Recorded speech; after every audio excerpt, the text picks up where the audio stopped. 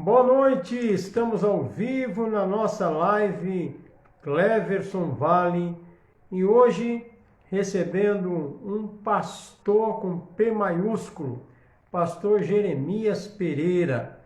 Ele vai falar das suas experiências ministeriais. Estaremos conversando a respeito da sua vida como pastor, como missionário, como diretor de seminário. Então convide aí pessoas para estar com a gente. Clica aí no aviãozinho, clica aí no Asa Delta e vai chamando pessoas, vai convidando pessoas para entrar na nossa live. E assim muita gente pode acompanhar a entrevista desta noite, que vai valer a pena. Pastor Jeremias já chegou, deixa eu chamá-lo.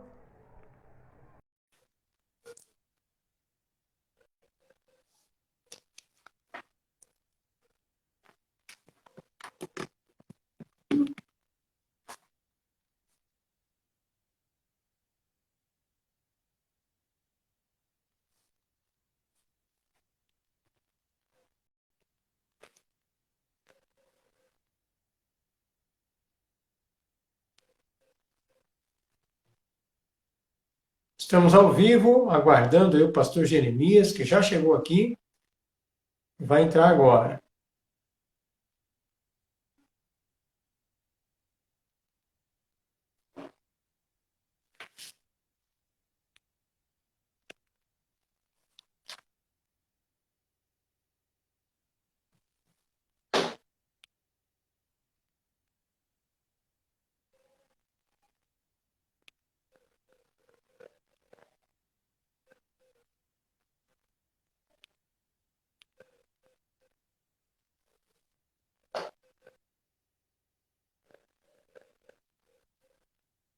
Vamos chamar o pastor Jeremias.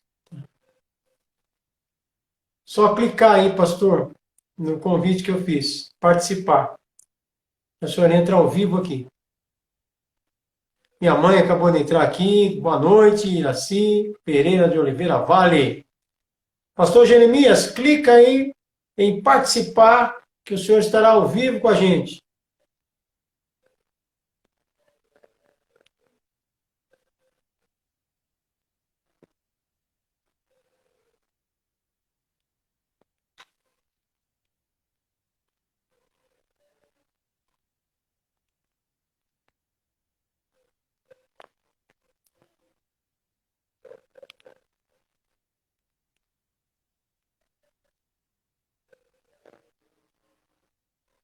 Estamos aguardando o pastor Jeremias. Vou convidá-lo. Pastor, aceita aí o convite.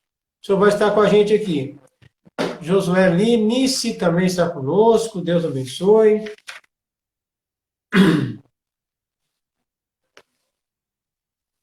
Estamos aguardando o pastor Jeremias Bento. Jeremias Bento. Pastor, aceita o convite. O senhor vai estar entrando ao vivo.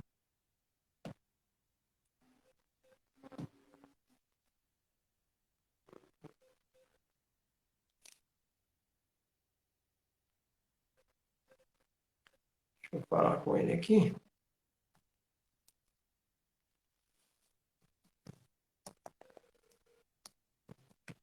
Fizemos um teste agora há pouquinho. Ele entrou.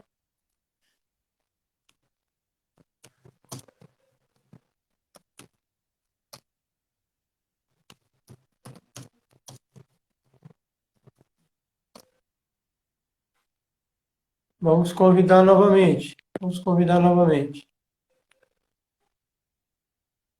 Pastor, clica aí em participar. O senhor vai entrar ao vivo. Agora sim. Agora sim, agora sim. Muito bom. O senhor me ouve bem? Eu ouço. Você está me ouvindo? Sim, agora sim. Estou te ouvindo e vendo. Que prazer, que alegria tê-lo conosco aqui, pastor Jeremias. Prazer é meu. Prazer é meu.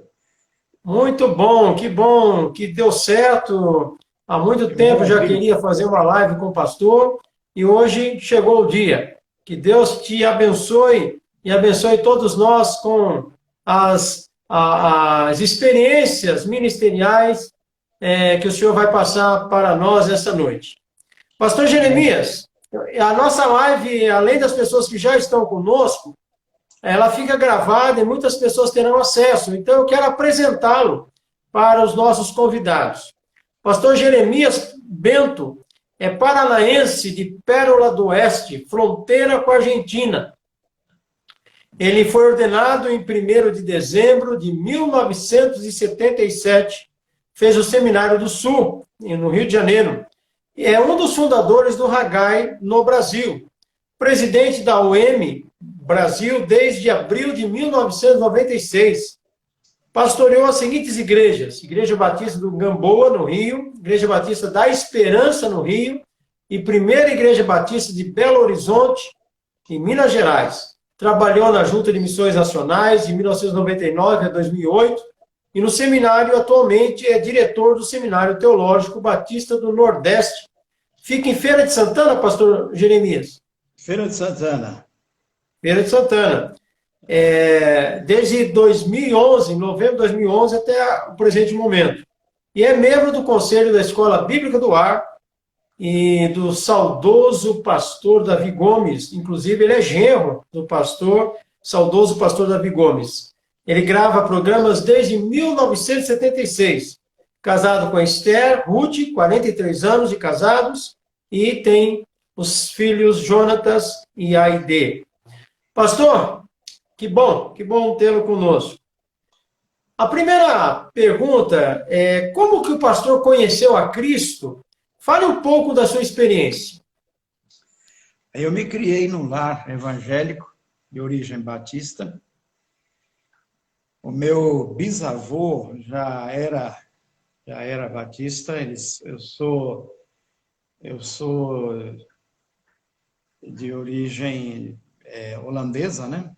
Meu bisavô veio para o Brasil e se estabeleceu em Pernambuco. E o meu pai, por exemplo, nasceu em Pernambuco, mas ele mudou para o Paraná, e ali no Paraná ele se estabeleceu na fronteira com a Argentina. Ele foi atraído para lá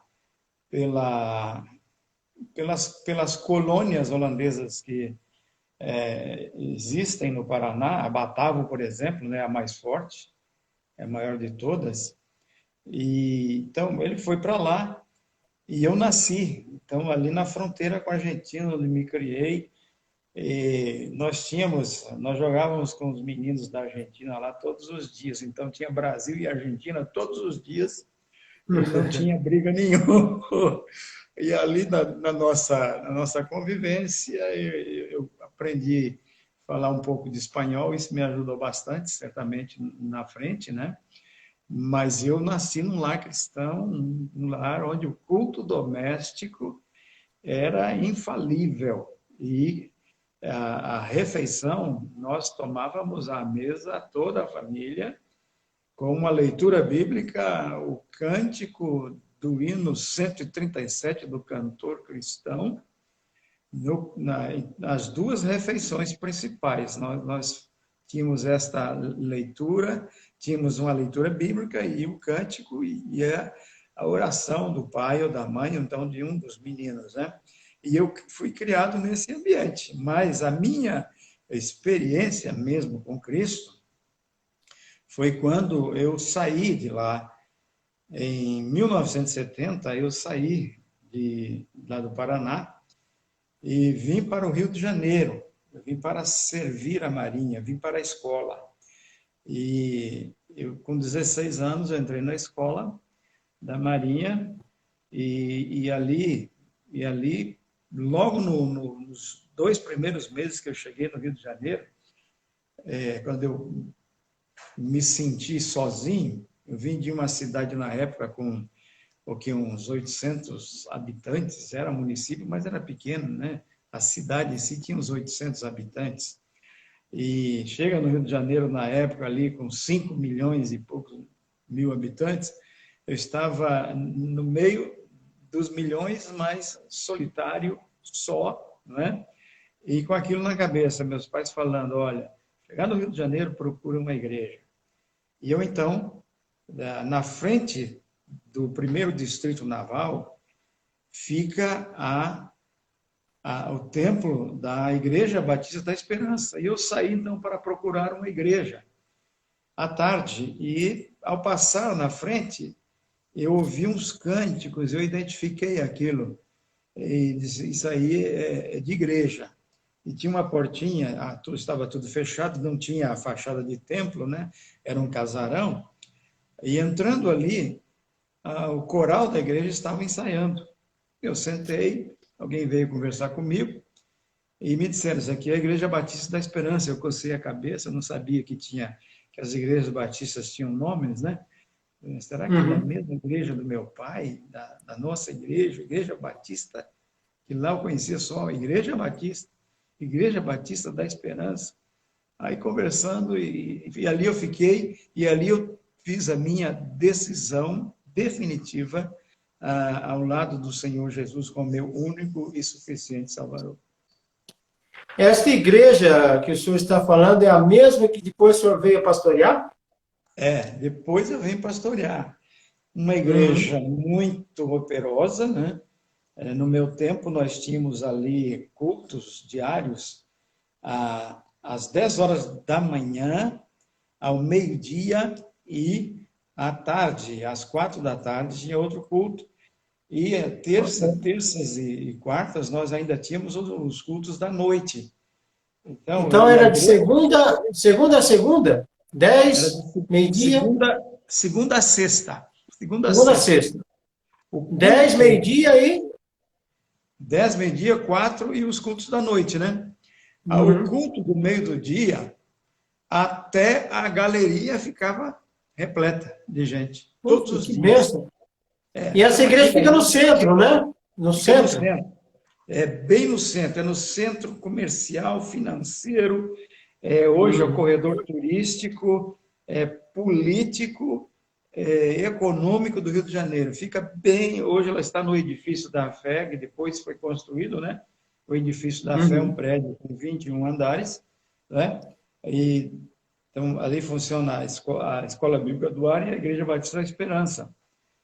Quando o senhor se converteu lá, quem que pastoreava? Era o pastor Davi Gomes, o fundador. Já era ele. Ele havia deixado a Junta de Missões Nacionais, ele havia sido executivo por 14 anos, ele deixou e a Escola Bíblica do Ar já existia, e através do Ministério da Escola Bíblica do Ar, surgiu então uma congregação, e essa congregação se transformou então na Igreja Batista da Esperança.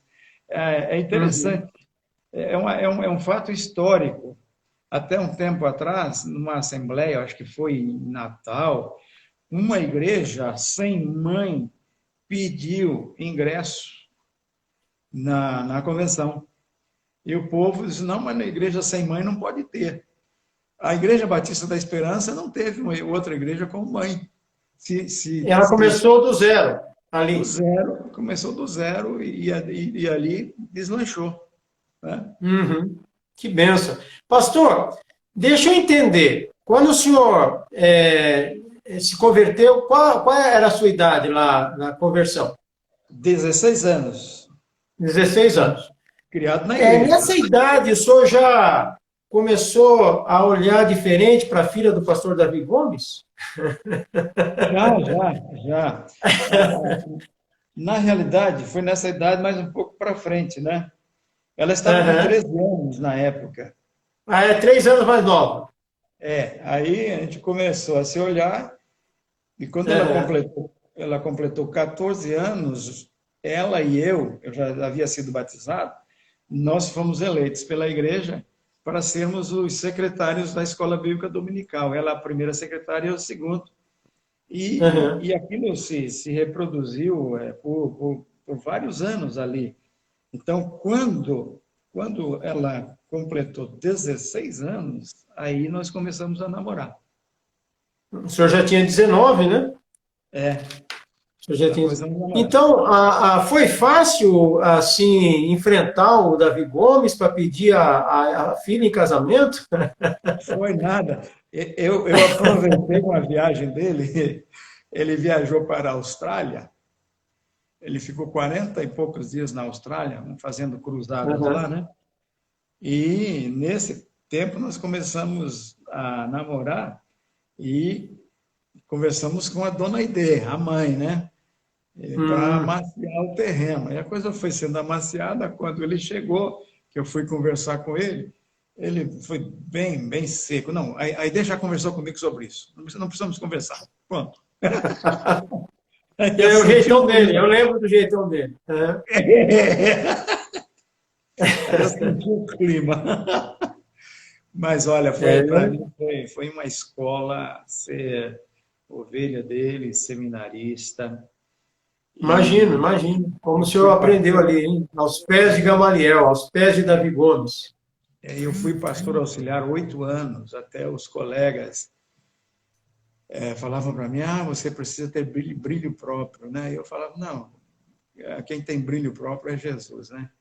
Quando Deus Uhum. quiser me colocar numa igreja para eu ser pastor efetivo, ele vai fazer isso. Então, 8 anos. Aí eu fui pastorear a Igreja Batista da Gamboa, fiquei um tempo lá, fiquei 7 anos, aí retornei para ser o pastor titular da Igreja da Esperança, quando ele Da aposentou. Esperança. O senhor substituiu o Davi Gomes ou já tinha outro? Não, Esse?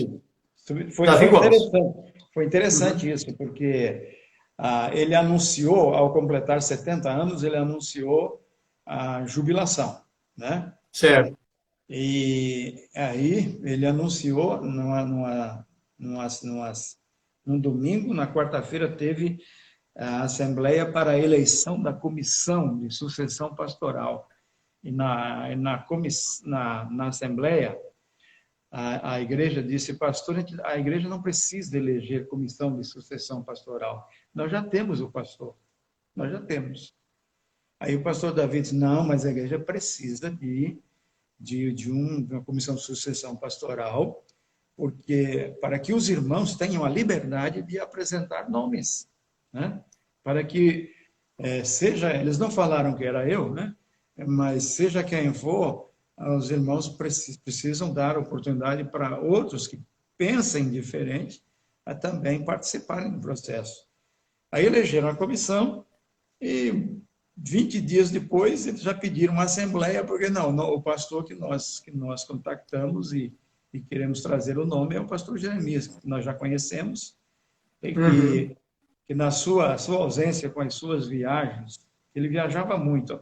As assembleias da igreja, eu como pastor auxiliar, eu presidia praticamente 80% das assembleias. Ele viajava muito, né? Ele Então, no realizava meio muita das cruzada, né? Muita cruzada. então, quando eu cheguei na igreja, eu já cheguei tranquilo, com 100% da votação da Assembleia. Então, foi uma bênção. E de lá Uhum. eu fui para a primeira igreja de Belo Horizonte. Aide Gomes Gonçalves é filha? É filha, é missionária de missões nacionais. Missão mundial. Acabou de Foi entrar aqui. missionária Um de missões abraço, nacional. Aide. Deus abençoe. Ela está em que cidade? Hoje ela está em Campo Grande.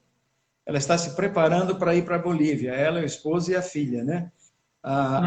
Aide, ela foi missionária de missões nacionais, serviu como ela e o marido como diretores do Lar Batista Davi Gomes em Barreiras, aqui na Bahia, né? Uhum. E de lá eles foram então para a Junta de Missões Mundiais, passaram um tempo na África fazendo um treinamento lá, aí serviram como missionários no Haiti, Uhum. trabalharam na área de orfandade no Haiti. Eles foram lá coordenar um projeto de capacitação e administração de lares, né? De lares e capacitar os próprios nativos para o trabalho com os órfãos, porque por causa do terremoto e das revoluções lá, as crises, há muita criança abandonada por falta de pais. Né? E quando que eles foram para o Haiti? Foi que ano? Olha, rapaz, deixa me ver, Faz tempo já? tem. Eles ficaram lá 5 anos 5 Estão anos. há quase 2 anos aqui no Brasil, eles vieram, eles estão indo para a Bolívia. Hum. Eles estão indo para a Meus Bolívia. pais estiveram lá em 2012. Passaram um tempo lá no Haiti, meu pai e minha mãe. Então conheceram É, ela, né? pode ser. Eles foram com o pastor Grava, Marcos Grava. Fizeram a viagem, Ah, ficaram acho que 20 dias lá. Depois do uhum. terremoto. O terremoto foi em 2011, 2012. Meu pai esteve lá. E no ano seguinte ele faleceu, 2013. É Então ele interessante. esteve lá um ano. É. Eles foram para lá depois Pastor, do terremoto. oi? Sim, eles foram para lá Deixa eu depois do perguntar. terremoto. O senhor tem quantos netos? Já. Olha, eu tenho uma neta completamente de sangue e tenho duas Uhum, netas de uma sobrinha que eu criei. Eu criei uma sobrinha. Meu irmão uhum, faleceu muito cedo e ele faleceu de câncer muito cedo e ele tinha dois filhos, um menino que era excepcional, ele era completamente deficiente, ele não podia ter movimento nem comer, tudo tinha que ser feito para ele, né? E a uhum. menina. Então, quando ele faleceu, eu cheguei para minha cunhada e eu disse: olha, para você criar esse menino, vai ser muito pesado para você sozinha. Se você quiser que eu crie a sua menina, eu crio. E ela disse: tudo bem. Aí ela veio comigo para o Rio de Janeiro.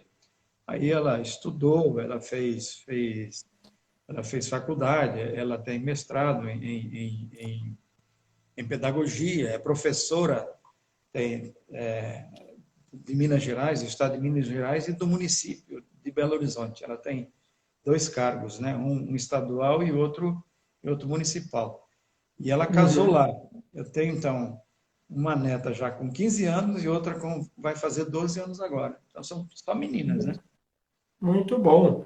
Pastor, o senhor teve a experiência de ser um dos fundadores do Hagai no Brasil. Como que aconteceu para trazer a instituição para o nosso país? Conte um pouquinho dessa experiência do pastor. Então, vamos ao Hagai e ao M. OM O também. O M estava em navio, seguida aqui, mas já emenda. mas elas estão ligadas uma à outra. Ah, As é? instituições, elas foram organizadas, criadas na mesma noite, no mesmo local, pelo mesmo grupo. Olha que interessante, eu não sabia. Uhum. Foi em 1979, na, na, na, na, na Igreja Presbiteriana de Copacabana, teve uma reunião. Estava no Brasil o navio, o Dulos, na sua primeira viagem. E estava para acontecer também, no mesmo período, o primeiro seminário do Hagai intercontinental. Esse encontro aconteceu na cidade de Nova Friburgo e, e veio gente do México, veio gente de muitos países latinos. E era o treinamento intercontinental do Hagai no Brasil.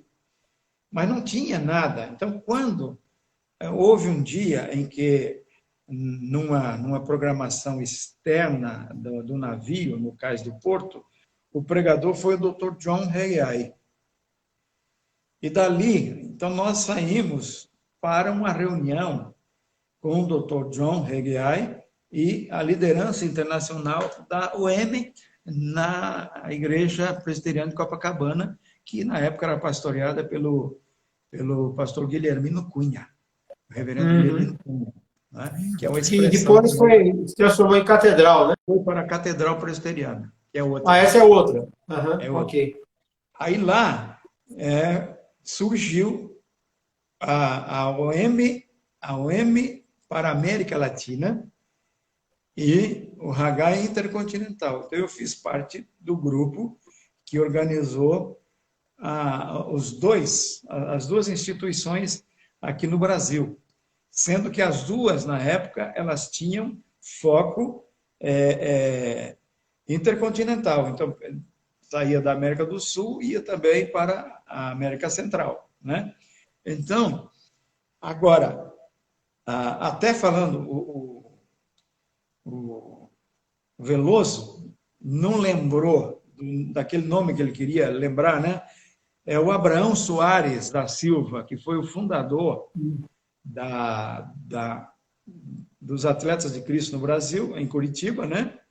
E ele foi o executivo do Hagai, do Instituto Hagai no Brasil, por muitos anos, e ele pegou logo nesse início aí, entendeu?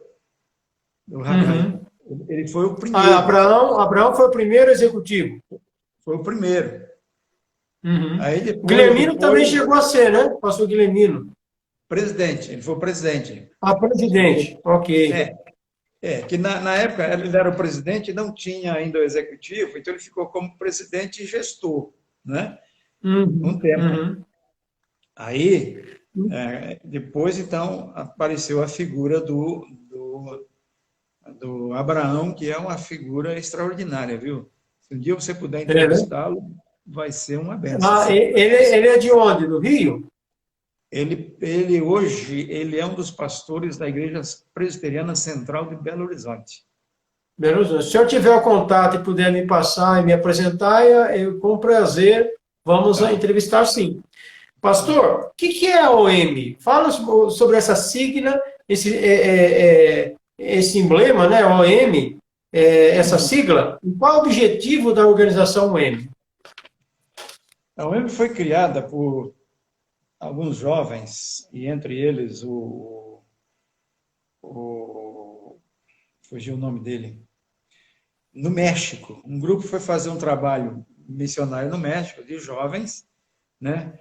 E lá eles foram tão abençoados que eles pensaram, por que a gente não repete isso?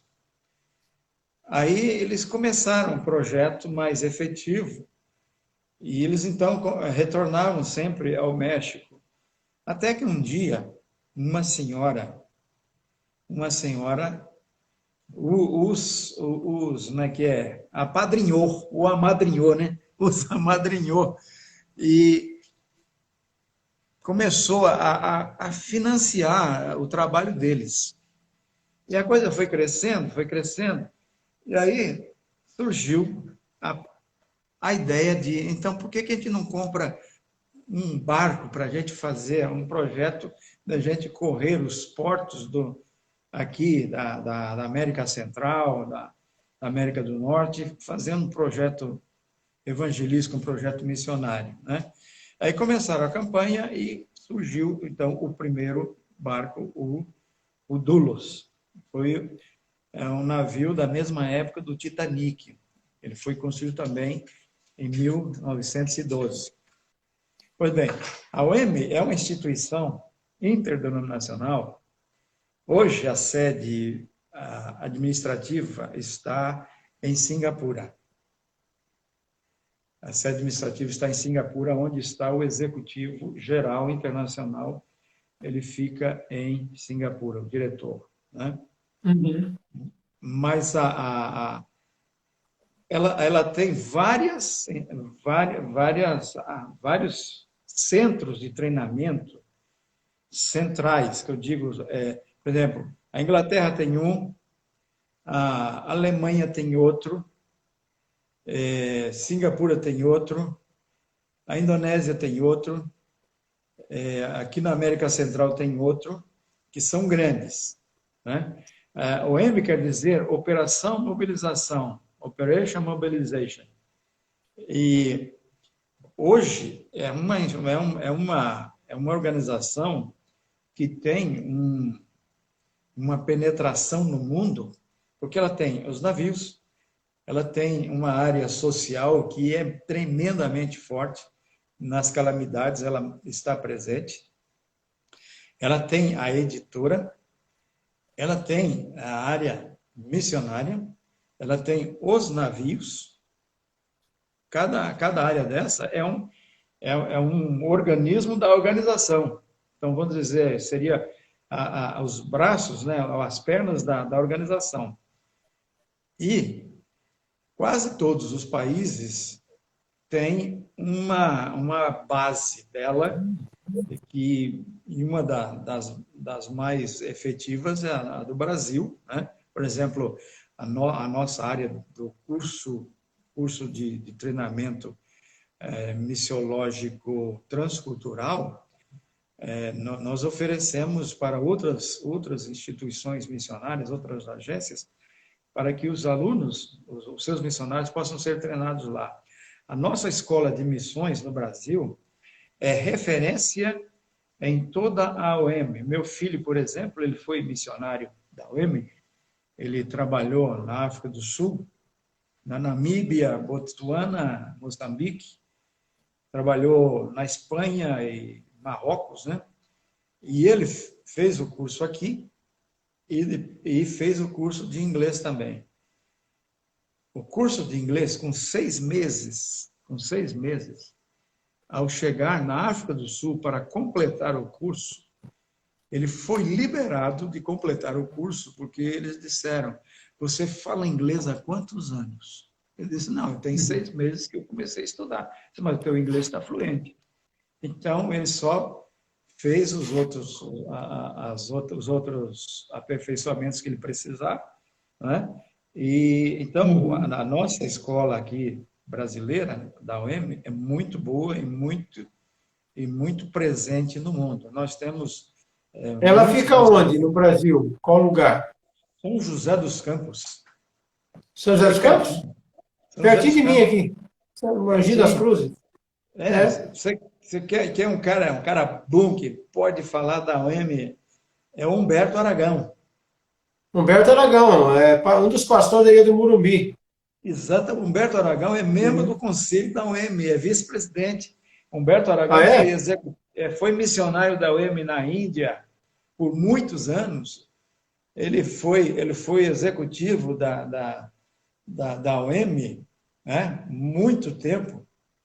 Ele foi ventilado, ele já estava no Morumbi, né? Ele foi consultado para ser o diretor-geral do navio Logos Hope, né? Mas agora, recém-chegado no Morumbi, ele não podia, né? De jeito nenhum. Então, mas é verdade. Ele tem trânsito... Mas ele está envolvido ainda. Ainda ele está envolvido. Tá. Ele é o vice-presidente do conselho. Então, o senhor é o presidente. O senhor é o presidente. Sim. Desde 96. Olha o tempo. Há 25 anos. 25 anos. E aí fui reeleito agora para mais 4. Mas eu já avisei. Com essa eu vou encostar a botina, né? Pega o mais novo aí. Então, a UEM fica no Brasil. No Brasil, em São José dos Campos. E ali São José dos Campos tem várias instituições, né? Lá também tem a Cruzada Mundial de Literatura, né? Tem várias instituições ali na cidade. São José dos Campos é uma cidade muito propícia para essas instituições, porque é uma das cidades onde tem a maior colônia muçulmana no Brasil. Foz do Iguaçu a primeira e depois vem São José dos Campos. E hoje quem que é o executivo, pastor? Perdão, eu cortei. Quem é o executivo da UEM? É o Márcio Lugão. Ele estava... Ele foi aluno da UEM, né? Aqui em São José dos Campos. Depois foi ser missionário. Aí voltou, foi pastorear uma igreja, a primeira igreja batista de Boa Vista, né? E de lá, então, ele foi convidado para ser executivo. Ele vai fazer 3 anos já como executivo novo, né? Menino muito capaz, muito eficiente, um gestor de primeira grandeza, né? E esses cursos que o seu filho participou, ele é dado para quem deseja exercer trabalho missionário pela UEM mesmo. Pela UEM, né? E é o foco transcultural, para fora do país, né? Por exemplo, recentemente teve um navio aqui no Brasil, né? Teve. Interessante, né? Ele entrou por Santos. Eu estive aí recepcionando o navio, aí veio para o Rio de Janeiro, Espírito Santo, Vitória, veio para Salvador, e daqui foi para Belém, e agora ele está em manutenção, aproveitando esse negócio da pandemia aí, que não pode fazer nada, né? Então, ele está no dique fazendo manutenção.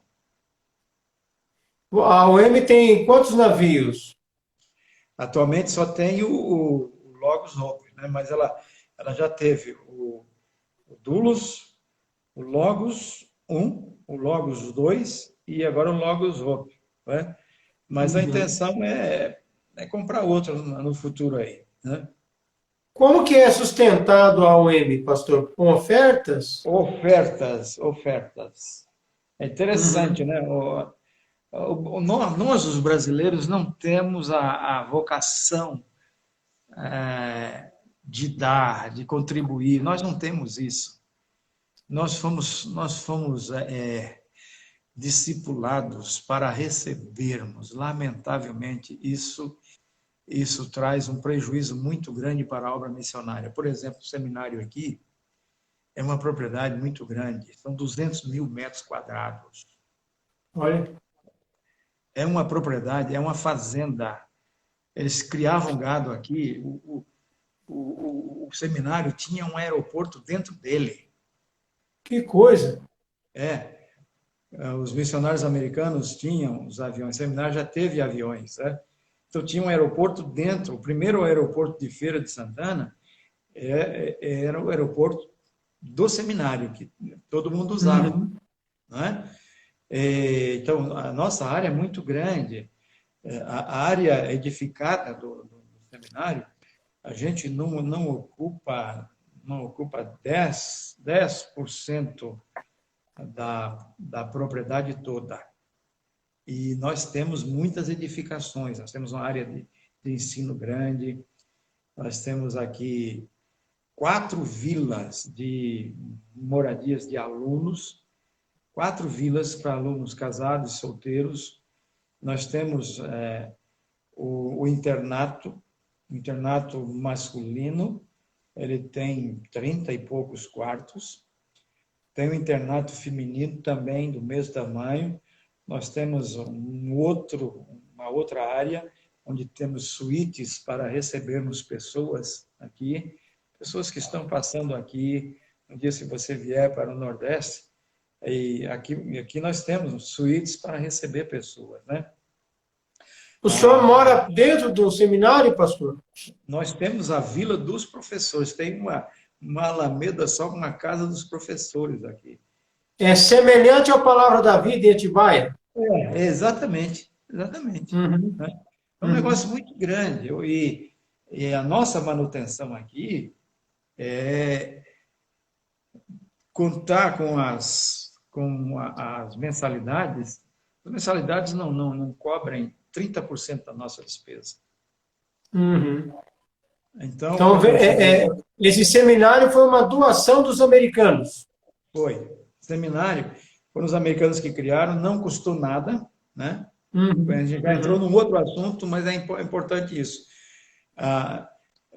Aqui o que estava falando, que nós não fomos capacitados, treinados, discipulados para darmos, nós somos preparados para receber. O Seminário do Sul não custou nada para nós, o Seminário do Norte Uhum. não custou nada, e esse seminário e outros seminários por aí não custaram nada, os americanos entregaram, e os seminários enfrentam problemas financeiros por causa disso. Por quê?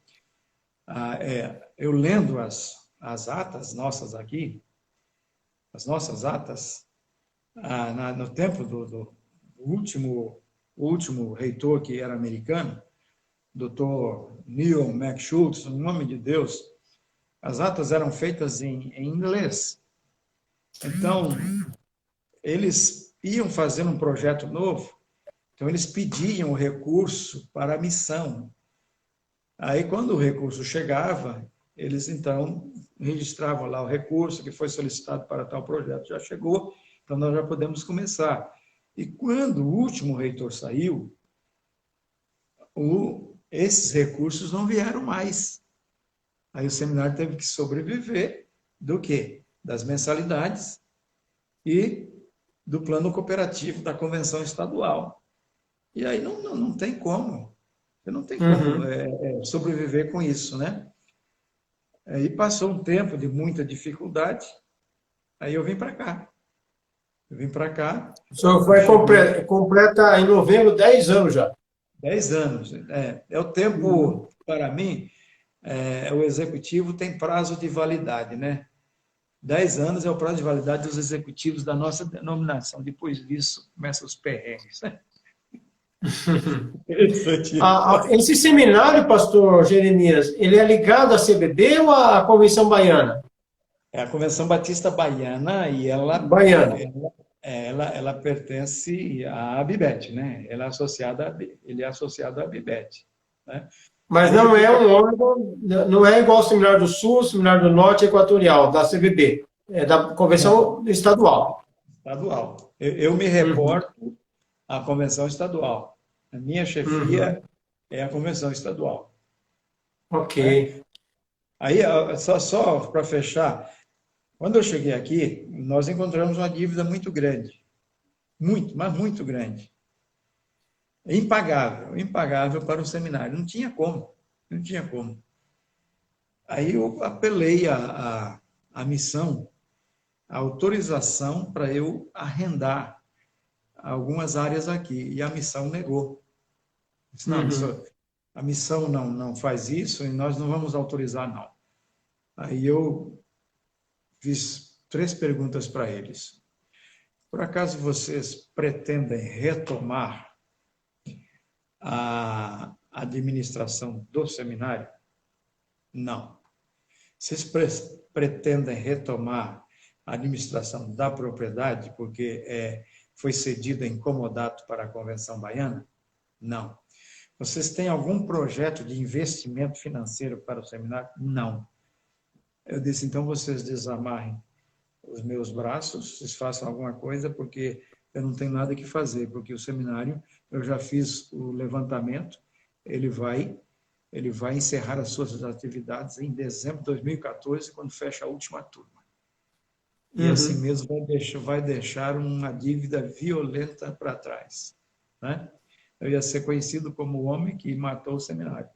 É isso aí, né? Mas Deus é bom, mandei uma carta direto para a presidência da missão nos Estados Unidos. Aí veio a resposta dizendo que eles iriam estudar as possibilidades, né? E uns 20 dias depois, eu recebi uma mensagem que eles haviam tido uma reunião do conselho da missão, lá na junta da a missão americana, né? Uhum. E eles decidiram, então, doar a propriedade. Mas isso não resolvia o meu problema, porque a dívida era do seminário que pertencia à missão, administrado por brasileiros que não conseguiram dar cabo do recado, né? Uhum. Aí, quando eles anunciaram a transferência, eu já estava engatilhado com um arrendamento para o açaí atacadista, do grupo Paz Mendonça, a açaí Uhum. atacadista. Aí eu já alinhavei com eles, disse, olha, já estou com autorização, já veio a procuração me autorizando a fazer a transferência. Aí a transferência da propriedade foi feita para o seminário, né? E imediatamente eu já fiz o arrendamento, negociei com a Açaí um adiantamento de aluguel, que depois foi descontado 10% cada mês, né? Durante 10 meses. E fui lá na Receita Federal, onde era a nossa dívida, era muito grande, passava de milhão e muito, né? Aí chegamos lá, negociamos, pagamos 20% logo de cara da dívida e negociamos para perder de vista, e isso mantém o seminário aqui tranquilamente. Hoje, o seminário está ajudando financeiramente a convenção. Que benção. E o açaí instalou o que aí? Mercado? É um mercado, é um atacado. Aí, dentro da propriedade? Dentro da propriedade. Uhum. Eles pegaram 50 mil metros quadrados e nós temos muita área. Agora nós estamos em negociação com outro grupo. Aí eu já falei para o pessoal da convenção, se nós fecharmos com esse outro grupo, nós não vamos arrendar mais nada, nós vamos ampliar o que o seminário pode oferecer, que hoje nós oferecemos 6 cursos diferentes, né? Uhum. Que 6 benção. cursos. Então, vamos melhorar, vamos modernizar as nossas áreas acadêmicas e de moradia, porque qualquer outro arrendamento que surja agora resolve o nosso problema definitivamente para a vida toda, não é? E passar disso começa a ser avareza. E já começa a ser problema. Nós somos batistas, nós sabemos disso. Dinheiro cria problema nas nossas assembleias. Não é mesmo? Verdade. Pastor Irlande costuma dizer que o dinheiro de pastor, ele não sobra, porque se sobrar é igual maná, estraga. Pastor, o Palavra da Vida aqui em Atibaia, lá em Atibaia, ele é afastado da cidade. O seminário aí é no centro, é dentro da cidade ou também é afastado? É dentro da cidade. É uma propriedade gigante dentro da cidade. Dentro da cidade. Uhum. E a nossa propriedade, alguém me ofereceu para comprar só a nossa parte. 120 milhões, só a nossa parte. Olha. Como primeira proposta deles, esperando a nossa contraproposta. Isso, a área do açaí fora, só a área que está conosco, onde nós temos as nossas dependências.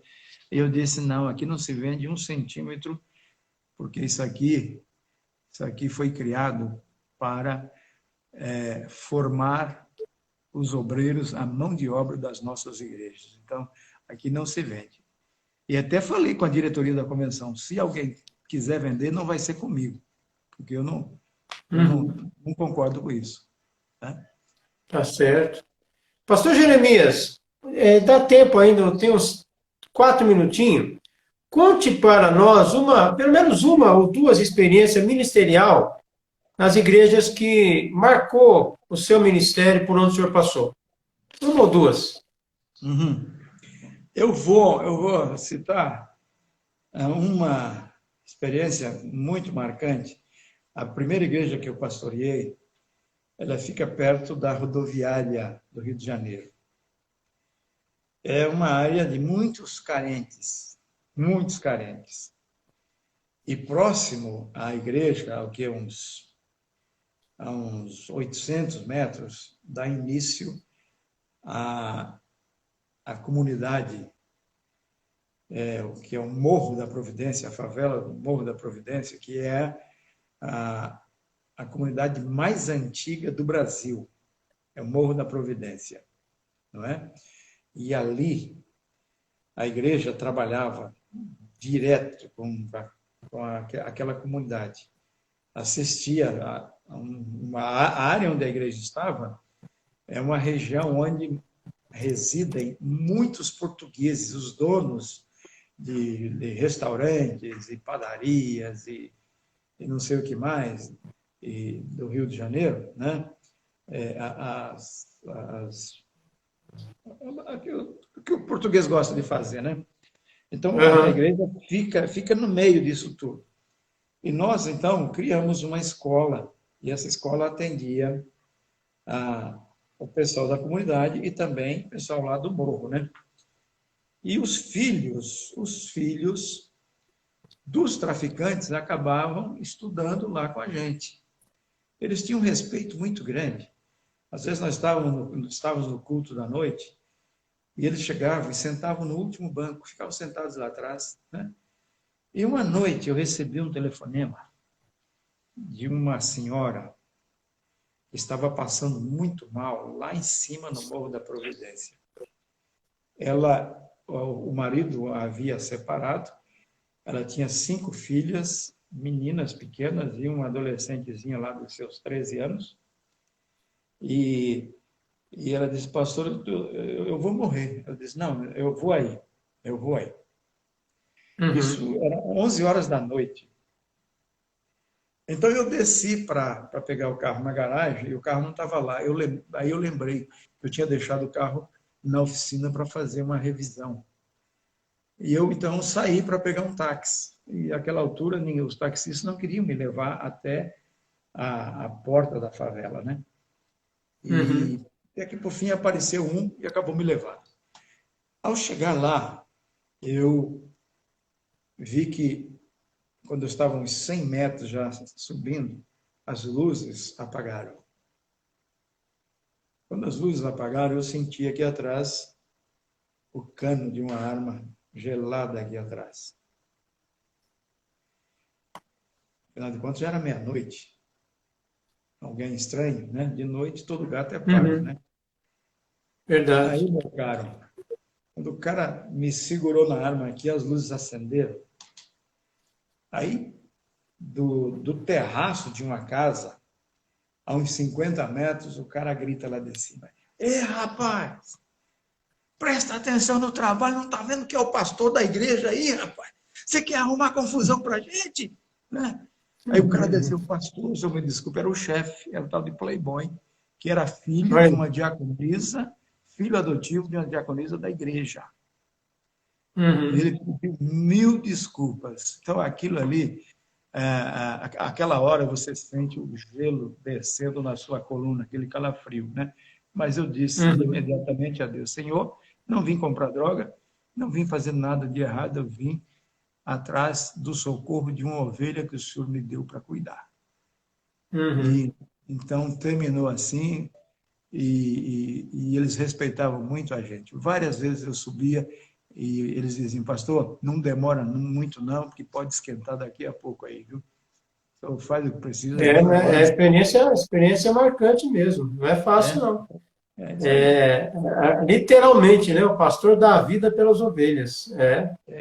Literalmente. Na época, nós estávamos distribuindo aquele Novo Testamento mais importante é o amor, né? Que tinha, né? Não sei se você usou aquele... Era capa branca, né? Com uma foto. Acho que eu lembro. Uma foto, eu lembro, sim. Nós distribuímos mais de 50 mil daqueles.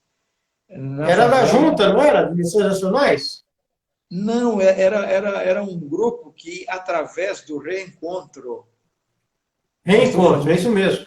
Panini, é verdade. Nós pegamos 50 mil e distribuímos em todas as casas lá do morro, na nossa comunidade. A igreja, meu caro, ela teve que derrubar a parede, começou a crescer, teve que construir um templo novo, porque não cabia mais gente chegando, e a gente sendo respeitado no ambiente. A igreja, ela precisa ser respeitada, ela precisa ser presente na sua comunidade. Se ela não aparecer na sua comunidade, ela não é a igreja de Cristo, não. Ela tem que fazer diferença, né, pastor? Claro. O nosso tempo aqui já está indo embora, pastor. Eu fui ovelha do pastor Gorgônio Barbosa Alves. O senhor chegou a conhecê-lo? Sim, ele escreveu um livro sobre a história da Escola Bíblica do Ar. Ele trabalhou com seu sogro. Exatamente. Ele sempre falava para a gente. Homem de Deus. Ele faleceu com 99 anos. Pois é, eu conheci, eu tive muito contato com ele. Né? Em São Paulo ficou mais difícil, né? Mas, vez por outra, ele vinha ao Rio. Quando a gente ia em São Paulo, a gente encontrava com ele. Homem de Deus. Foi meu pastor e o gosto pela escrita eu aprendi com ele, né? Ele escrevia nos jornais da cidade, incentivava a gente que era adolescente na época, fazer o mesmo, em nome de Deus. Pastor, quero agradecer muito a sua presença aqui conosco nessa noite, na live. Um abraço a todos que entraram, estão acompanhando. Pastor Antônio Jorge, que está na PEC aí do Nordeste, Deus abençoe também. Todos que entraram aqui, pastor Claudir, aqui de São Paulo, que Deus abençoe a todos vocês. Meu irmão, Clériston Vale também. Pastor, pode orar, pastor Jeremias Bento? Abençoando a gente aqui. Deus abençoe. Ó Deus, querido Pai eterno, nós te louvamos pela bênção da salvação que temos em Cristo Jesus. Agora queremos te agradecer, ó Deus, por esse momento que estivemos juntos aqui, momentos que pudemos conversar descontraídamente sobre assuntos pertinentes ao teu reino. Outro assunto não enche mais o nosso coração do que isso, ó Deus.